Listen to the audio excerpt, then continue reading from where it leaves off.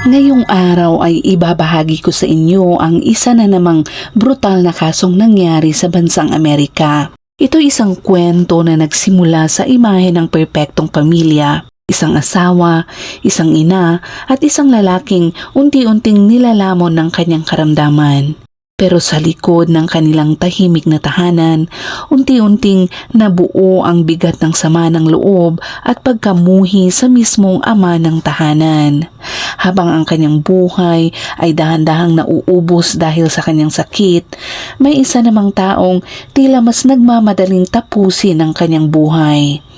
At sa isang gabing akala mo'y normal lang ang lahat, doon magsisimula ang pagguho ng katotohanan. Isang desperadong tawag, isang kwentong puno ng palusot at isang pangyayaring magbubukas ng investigasyong maglalantad ng mas madilim na katotohanan kaysa sa inakala ng lahat. At bago natin ito himay-himayin, ay kung bago ka pa lamang dito sa ating channel, ay huwag mong kalimutang i-click ang subscribe button at pindutin na rin ang notification bell para lagi kang updated sa mga kasong tinatalakay natin dito.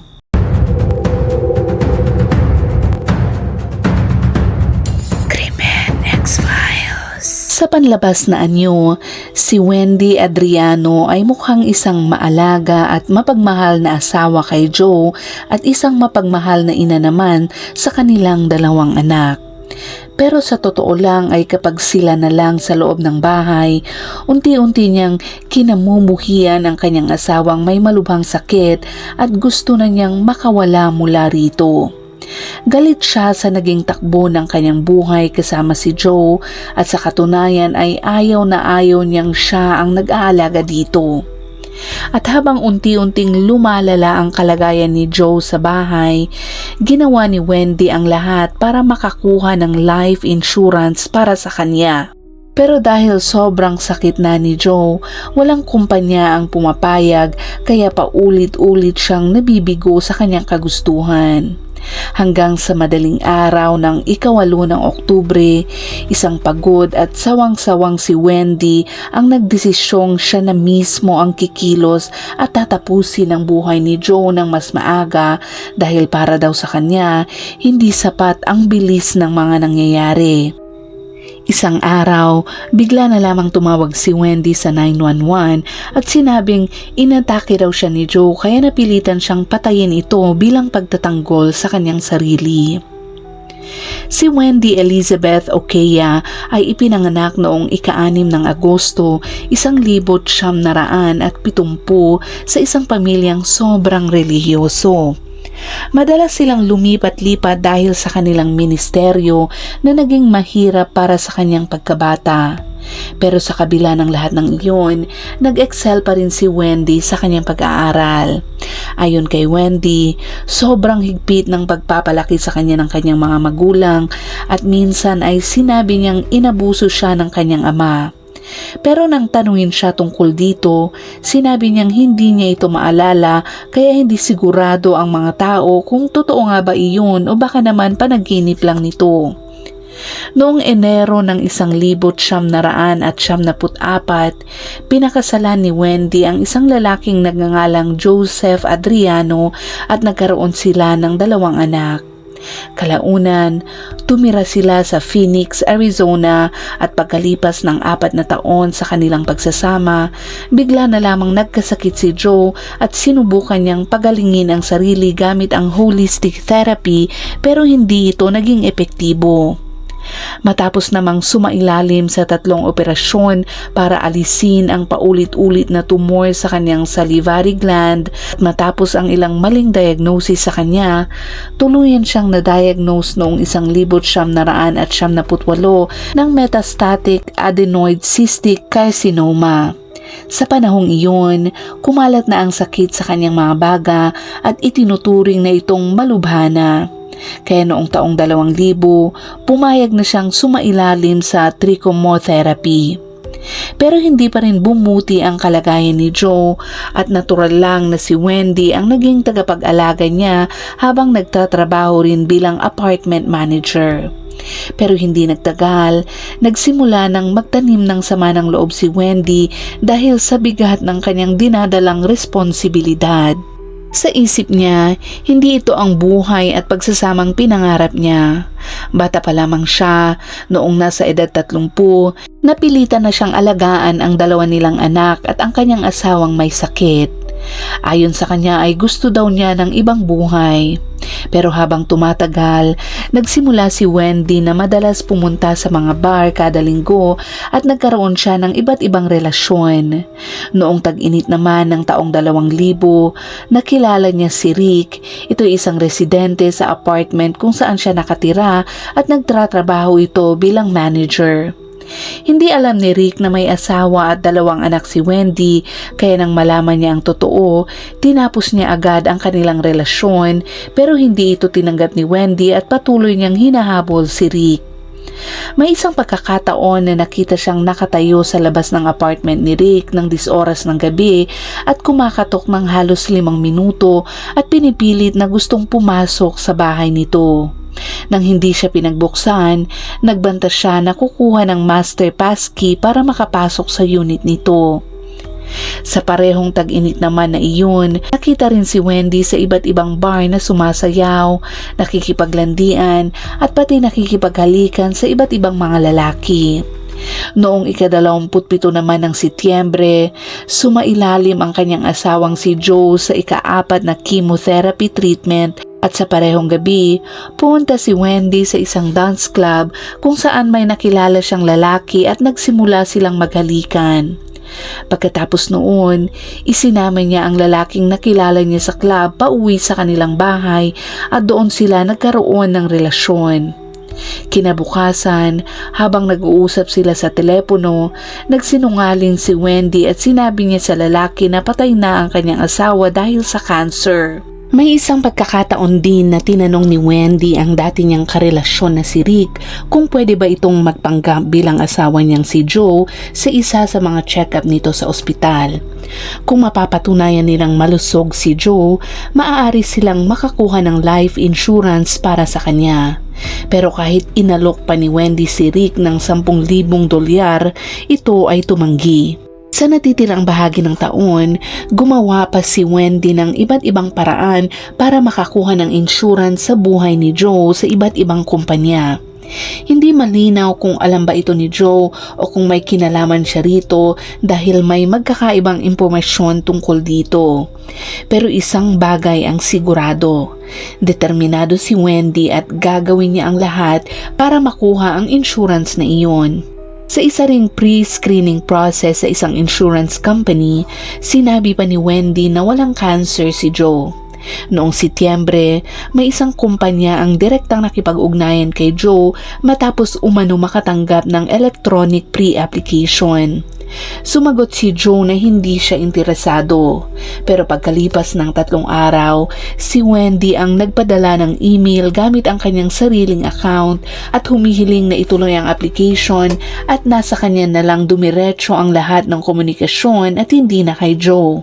Muli ay sinubukan din niyang maghanap ng ibang tao na magpapanggap bilang si Joe. Nag-alok siya ng $50,000 sa 2 lalaki kapalit ng pagpapanggap sa isang physical exam para sa life insurance. Sa kasamang palad para sa kanya, pareho silang tumanggi. Habang tumatagal naman, lalo lang lumalala ang inis at pagkadismaya ni Wendy dahil hindi niya makuha ang gusto niyang insurance. Hindi niya ito nagawa kailanman. Kasabay ng lumalalim niyang galit kay Joe at sa paniniwala niyang dapat sana ay matagal na itong nawala, napunta ang isip ni Wendy sa isang madilim na direksyon. Siya na mismo ang nagdesisyon na paikliin ang buhay ni Joe at tuluyan na itong alisin sa kanyang landas sa lalong madaling panahon. Kaya naman, noong ika-7 ng Oktubre taong 2000, dumalo sina Wendy, Joe at ang 2 nilang maliliit na anak sa isang barbecue sa bahay ng kaibigan. Umuwi sila sa kanilang apartment bandang hating gabi at pinatulog niya ang mga bata.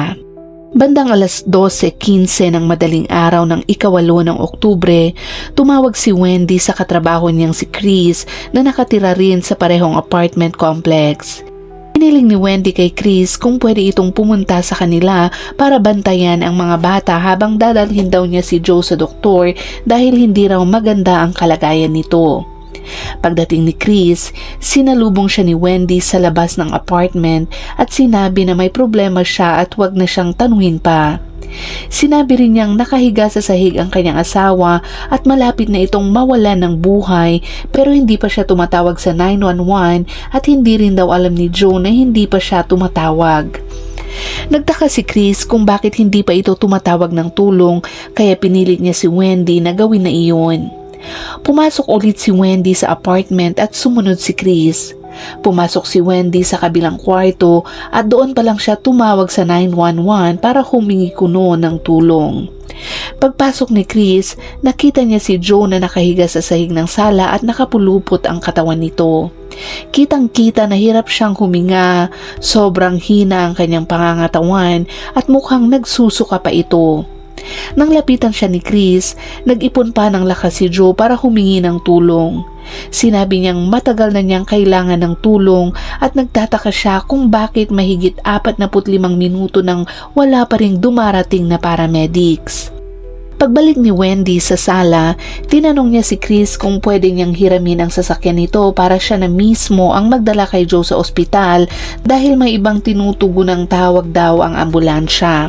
Sa pagkakataong iyon, sinubukan ni Wendy na tulungan si Joe na makatayo dahil sobrang hina na ito pero nang hindi niya ito maitaas, nagsimula siyang sumigaw kay Joe, tinawag ito ng kung ano-anong pangalan at naging agresibo sa kanya. Maya-maya ay nakarinig si Chris ng mga sirena sa labas kaya lumabas siya ng apartment para tawagin ang mga iyon at ituro kung saan sila pupunta.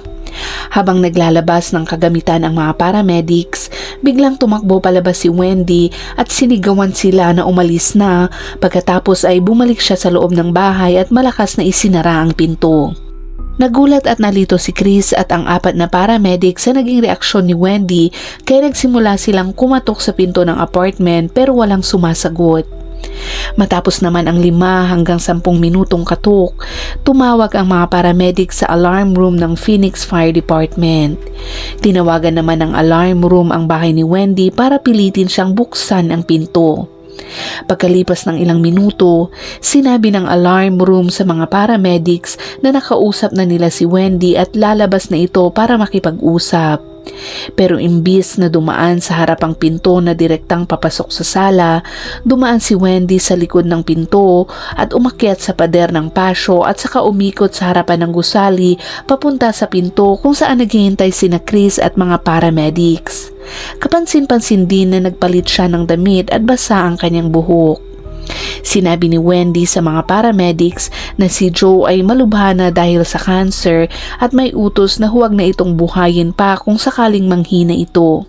Ipinaliwanag niyang hindi iyon ang paraan na gusto ni Joe kaya wala nang nagawa ang mga paramedics kundi umalis nang hindi man lang pumapasok sa apartment o sinusuri si Joe.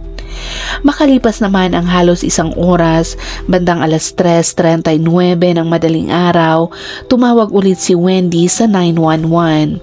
Sa pagkakataong ito, halos mawalan na siya ng kontrol at sinasabing inatake siya ni Joe at napilitan siyang gumanti para ipagtanggol ang kanyang sarili. Nang dumating muli ang parehong mga paramedics, nakita nila si Wendy na nakasuot ng damit na may dugo at nakatayo na sa labas ng apartment habang nakikipag-usap sa isang pulis. Pagpasok nila sa loob, nakita nila si Joe na nakahiga sa sahig na napapalibutan ng dugo. May malalim siyang sugat sa kaliwang bahagi ng kanyang leeg at may mga hiwa rin sa ulo na umaabot hanggang sa loob. May natagpuan ding basag na bar stool na may dugo malapit sa katawan ni Joe, pati mga piraso ng lamp, isang kutsilyo mula sa kusina na may dugo sa talim, isang unan na may dugo at isang sinturon. Kitang-kita na sobrang marahas ang nangyari at lahat ay nagtataka kung ano ba talaga ang nangyari doon. Totoo nga bang pagtatanggol lang sa sarili o napuno na si Wendy at tuluyan na niyang tinapos ang buhay ng kanyang asawang may malubhang sakit? Ayon naman kay Wendy, noong gabing iyon, tinulungan niya si Joe na tapusin ang sarili nitong buhay pero pareho daw silang natakot at nagdesisyong humingi ng tulong. Sinabi niya na matapos tumawag sa 911 at umalis si Chris para salubungin ang mga paramedics, nagbago raw ang isip ni Joe at gusto pa rin nitong ituloy ang plano. Sinabi rin niya na pagkatapos umalis ng mga paramedics, inamin niya kay Joe na nagkaroon ito ng ibang karelasyon. Doon daw naging marahas si Joe at sinubukan siyang sakalin gamit ang kable ng telepono pero naabot niya ang isang kutsilyo, naputol ang kable at nakalaya daw siya. Nang ibaba daw niya ang kutsilyo, yumuko si Joe para pulutin ito at sinabi na tatapusin na niya ang kanyang sarili. Para pigilan daw siya, hinampas daw siya ni Wendy gamit ang bar stool. Sa gitna daw ng gulo, dumulas daw ang kamay niya sa kutsilyo at bigla na lang may dugo sa paligid. Mariin namang itinanggi ni Wendy na sinaksak niya si Joe at sinabi niyang si Joe mismo ang gumawa ng sugat sa kanyang leeg. Sa simula, tila nakaiwas si Wendy sa hinala pero hindi napansin ng mga investigador ang mga hindi tugma sa kanyang kwento. Habang mas lalo nilang sinisiyasat, may mga lumabas na ebidensya na nagpapakita ng ibang larawan kumpara sa ipinapakita niyang nagdadalamhating asawa. Sinuri ng mga investigador ang mga recent na hinahanap ni Wendy sa internet at natuklasan nilang naghahanap siya ng impormasyon tungkol sa nakamamatay na dami ng mga prescription na gamot ilang araw bago ang insidente.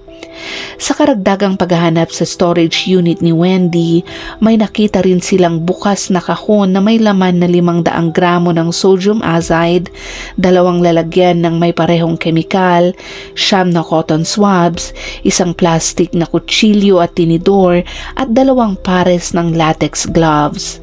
May mga bakas din ng fingerprint si Wendy sa ilan sa mga ito. Sinuri rin ng mga investigador ang apartment ni na Wendy at Joe at may nakita silang mga gelatin capsules na may laman na sodium azide sa loob ng isang bote na may label na herbal supplements. May bakas din ng kemikal ang isang kaldero at 2 mangkok ng sabaw sa kusina. Sa kabuuan naman, may 20.8 na gramo ng sodium azide na hindi na maipaliwanag kung saan napunta. Gayunpaman ay may bakas pa rin ng kemikal na iyon sa dugo at laman ng tiyan ni Joe.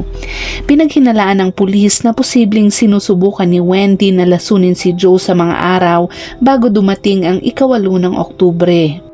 Ayon din sa autopsy, nagkaroon si Joe ng pagdurugo sa utak na dulot ng hindi bababa sa 23 hampas sa likod ng kanyang ulo at 8 hanggang 10 sa mga iyon ay sapat na sana para mawalan siya ng malay. May mga sugat din sa kanyang mga kamay at pulsuhan na nagpapakita na lumalaban siya, na ibig sabihin ay may mga sandali na gising pa siya habang nangyayari ang pag-atake sa kanya. May natamo rin siyang sugat na halos 3 at 3 kapat na pulgada ang haba at 2 pulgada ang lapad sa kaliwang bahagi ng kanyang leeg na umaabot hanggang sa kanyang gulugod at naputol ang kanyang ugat. Ayon pa sa medical examiner, malamang na nauna ang mga hampas sa ulo bago ang sugat sa kanyang leeg at posibleng wala na siyang malay nang mangyari iyon. Ibig sabihin nun, hindi niya iyon kayang gawin sa kanyang sarili na taliwas sa sinasabi ni Wendy. Ipinakita rin ng mga marka ng dugo sa lugar na nakahiga si Joe habang pinapalo at hindi siya nakatayo o nakagalaw habang nangyayari ang pag-atake. Para sa mga investigador, malinaw na sobrang marahas ang nangyari at malayo sa katotohanan ang kwento ni Wendy tungkol sa gabing iyon. Dahil sa dami ng ebidensya laban sa kanya, dinala siya sa kustodiya bilang pangunahing sospek sa planadong pagpatay. 4 na taon naman matapos ang insidente, noong ika-23 ng Agosto taong 2004, nagsimula ang pagliliti sa kaso ni Wendy. At kahit wala siyang naitalang kaso noon, nahaharap siya sa posibilidad ng pinakamabigat na parusa. Iprinisenta ng prosekusyon ang matibay na ebidensya laban sa kanya, kabilang ang kanyang mga pinaghahanap sa internet, mga tala ng tawag sa telepono at testimonya ng mga kaibigan at pamilya na nagpakita ng malamig niyang pag-uugali matapos ang nangyari kay Joe. Inilahad din ang kanyang mga relasyon sa ibang lalaki na nagpakita ng motibo niya para alisin ang kanyang asawa at maging malaya ito. Inilahad din ng prosekusyon ang mga pagtatangka ni Wendy na kumuha ng insurance gamit ang buhay ni Joe. At kahit hindi siya nagtagumpay, pinakita nito ang kanyang plano, kaalaman at intensyon. Ipinakita rin na matagal na niyang pinag-isipan ang mga gagawin niya kay Joe. Dagdag pa rito, sinabi rin ng prosekusyon na maaaring naakit siya sa posibleng malaking halaga mula sa isang kaso laban sa mga doktor ni Joe. Sinubukan nilang patunayan na gumamit si Wendy ng sodium azide para lasunin ang kanyang asawa at palabasin na ang pagkamatay nito ay parang natural lamang. Nagpatotoo rin ang hairdresser ni Wendy na noong Pebrero taong 2000, sinabi daw ni Wendy na sana ay hiniwalay na niya si Joe kung hindi lang ito may sakit. Sa isa pang pagbisita, ibinahagi ni Wendy na gusto pang ipaglaban ni Joe ang kanilang pagsasama, pero siya ay wala ng emosyon at nais na niyang mawala na ito para makapagpatuloy siya sa kanyang buhay. Sa isa pang pagbisita noong Agosto, sinabi ni Wendy na may gusto siyang ibang lalaki pero nag-aalangan pa daw itong makipagrelasyon sa kanya dahil ito ay kasal pa kay Joe. Sa kabilang panig naman, sinubukan ng depensa na ipakita na si Wendy ay biktima rin ng karahasan sa loob ng bahay at natatakot sa kanyang asawa, kaya niya daw nagawa ang ginawa niya bilang pagtatanggol sa kanyang sarili. Sa paglilitis naman, si Wendy mismo ang tumistigo para sa kanyang sarili at umakyat siya sa witness stand sa loob ng 9 na araw at sinasabing matagal na siyang sinasaktan ng kanyang asawa. Matapos naman ang matinding paglilitis, sa wakas ay nakarating sa desisyon ng hurado at noong 18 ng Nobyembre taong 2004 na patunayang nagkasala si Wendy Elizabeth Adriano sa plano ng pagpatay. Ang lahat ng kanyang kasinungalingan ay bumalik sa kanya at makalipas ang 1 buwan, hinatulan siya ng kamatayan sa pamamagitan ng lethal injection dahil sa tindi, kalupitan at kabigatan ng kanyang ginawa. Noong taong 2007, nagsampa si Wendy ng apela matapos ang hatol at sinasabing ang mga ebidensya tungkol sa kanyang mga relasyon sa iba at ang mga pagtatangka niyang kumuha ng life insurance para sa kanyang asawa ay naging dahilan daw para maging bias ang hurado laban sa kanya. Sinabi rin niya na hindi pinayagan ng hurado na isaalang-alang ang mas mababang kaso tulad ng second-degree murder o manslaughter. Pero sa huli, pinagtibay pa rin ng Arizona Supreme Court ang hatol laban sa kanya noong Hulyo taong 2007. Matapos naman ang direktang apela, pumasok ang kaso ni Wendy sa proseso ng post-conviction relief. Dito ay iginiit ng kanyang depensa na ang prosecutor na si Juan Martinez ay nakaimpluwensya ng hindi patas sa hurado dahil daw sa paulit-ulit na pagbanggit ng mga bagay na hindi gaanong mahalaga tulad ng kanyang paglabas-labas at pakikipagrelasyon sa iba. Pero muli, hindi tinanggap ng Arizona Supreme Court ang mga aligasyon na iyon. Sa kabila naman ng patuloy na mga apela, hanggang ngayon ay nananatili si Wendy sa death row kasama sina Shauna Ford at Samantha Allen. Ito ay ang 2 pang babae na kasama niya sa death row. Ang mga ginawa ni Wendy sa kanyang asawang may malubhang sakit ay mahirap isipin. Ang mga hakbang na ginawa niya para tapusin ang buhay nito ay nakakagalit at nakakadiri. Malinaw na siya ang nanakit at hindi ang kanyang asawa. Si Joe ang patuloy na nakaranas ng hindi magandang pagtrato mula sa taong dapat sana ay nagmamahal at nag-aalaga sa kanya.